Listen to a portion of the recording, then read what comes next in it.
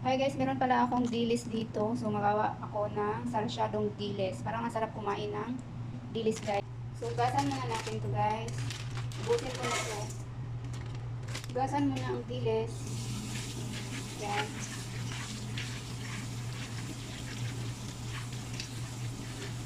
Inugasan yung dilis dito. Hindi kasi gaya ng dilis sa Pinas na fresh pa siya. Dito matagal na itong dilis. Sa mall ko to nabili guys. Carrefour. Igisa na natin yung ating dilis. Lagay na natin.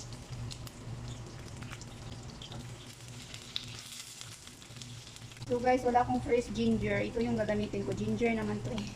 Powder. Lagyan natin. Lagyan natin yung cheese.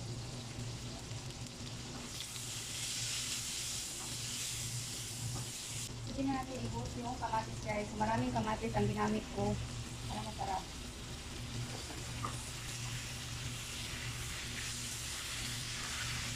Maglalagay tayo ng konting salt.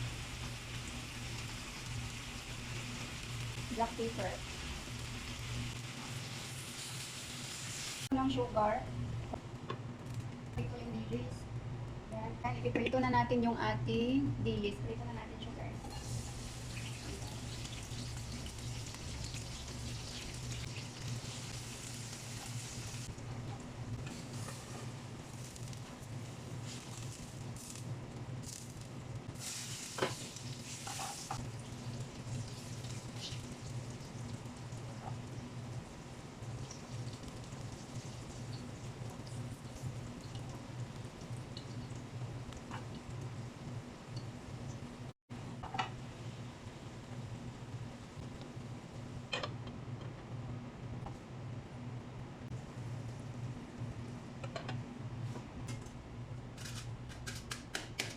Meron tayong ano guys. Naglagay ako ng pausok ng pabango kasi nangamoy. Baka magalit si amo. So naglagay ako na pampausok. Pampabango yan.